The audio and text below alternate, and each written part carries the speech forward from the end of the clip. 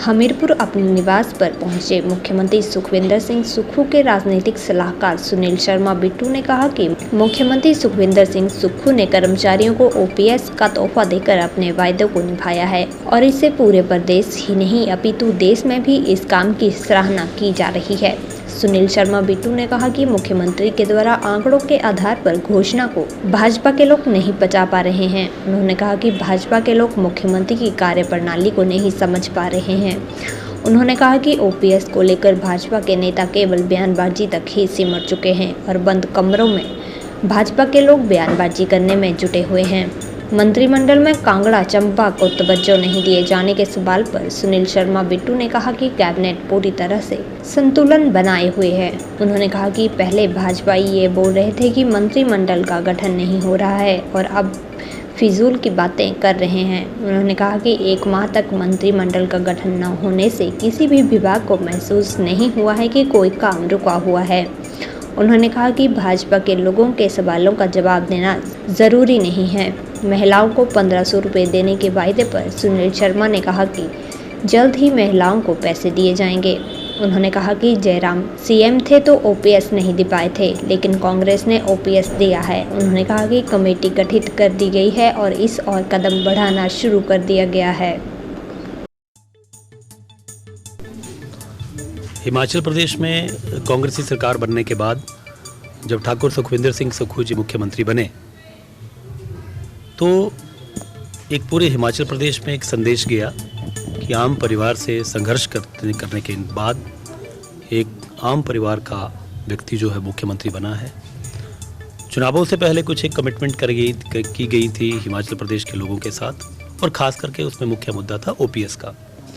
और जहाँ तक ठाकुर सुखविंदर सिंह सुक्खू जी की बात है, जब मौका मिलता था चुनाव होने से पहले वो ओपीएस के पक्ष में बात करते थे, लेकिन भारतीय जनता पार्टी की सरकार ने ये समझा था कि शायद ये कहने का जुमला है। जैसे मोदी जी ने 15 लाख रुपए का एक जुमला दिया, लोगों को सुविधाओं की बात कही, हर मुकाम पे असफल हुए, लेकिन आज ठाकुर सुखविंदर सिंह सुक्खू जी ने मुख्यमंत्री बनने के बाद पहली ही कैबिनेट बैठक में अपनी जो वायदा था उसको निभाया है और पूरे हिमाचल प्रदेश में खुशी का माहौल है, एक त्यौहार का माहौल है।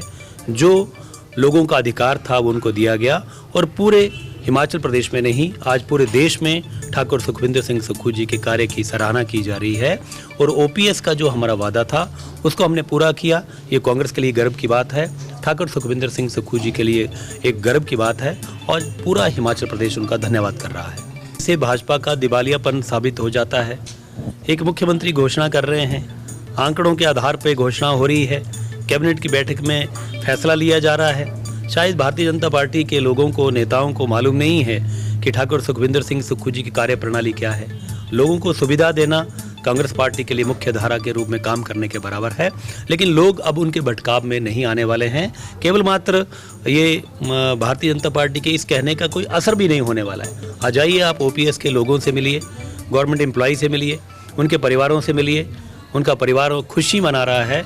तो इन बातों के कोई भी मायने नहीं है। मैं तो बल्कि ये कहना चाहूँगा कि भारतीय जनता पार्टी के नेतागण आज बंद कमरों में सिमट करके रह गए हैं। उनकी कोई भी बात जो है वो यथार्थ नहीं है और उससे कुछ भी होने वाला नहीं है।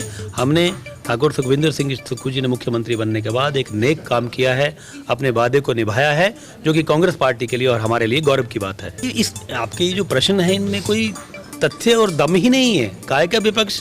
हमारी कैबिनेट है, ठाकुर सुखविंदर सिंह सुक्खू जी मुख्यमंत्री हैं, उन्होंने कैबिनेट के फैसले लेने हैं, उन्होंने प्रदेश के कार्य करने हैं।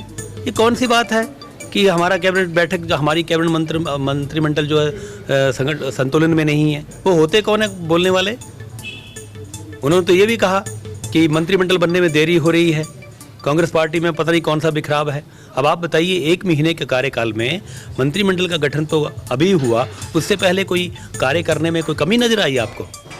हर व्यक्ति को कार्य दिया गया है। मंत्रिमंडल एक नियम है जिसके द्वारा अलग अलग लोगों को जिम्मेवारियां दी जाती हैं, लेकिन 1 महीने तक, जब तक हमारा मंत्रिमंडल गठित नहीं हुआ, तब तक भी हिमाचल प्रदेश के लोगों को या किसी भी ऑफिस को ये महसूस नहीं हुआ, बल्कि आप तो पत्रकार हैं, कि हमारा कोई कार्य रुका हुआ हो। तो हमने बहुत अच्छे कार्य किया, आगे भी अच्छे कार्य करेंगे।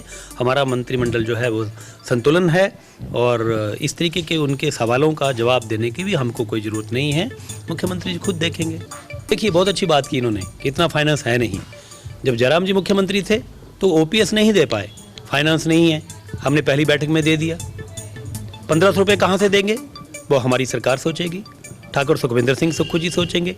कमेटी गठित कर दी गई है, इसके मायने क्या है कि हमने 1500 रुपये देने के तरफ कदम बढ़ाना शुरू कर दिया है। कमेटी इसलिए गठित की गई है कि ये भारतीय जनता पार्टी के नेताओं को जवाब देना है, कितने हजारों करोड़ों का वो हमारे को प्रदेश को कर्ज दे के गए हैं। हमारा छोटा सा प्रदेश है, हमारे अपने प्रदेश की आय के साधन कम हैं, लेकिन उसके बावजूद भी जो भी ठाकुर सुखविंदर सिंह सुक्खू जी ने, कांग्रेस पार्टी ने वायदे किए हैं उनको वायदों को निभाया जाएगा। और आने वाले समय में आप देखेंगे कि छोटे से प्रदेश में ये प्रदेश अपने स्वावलंबन होने के बाद अपनी आर्थिक नीति को सुधारते हुए जो 1500 रुपये की बात है उसके ऊपर भी खरा उतरेगा।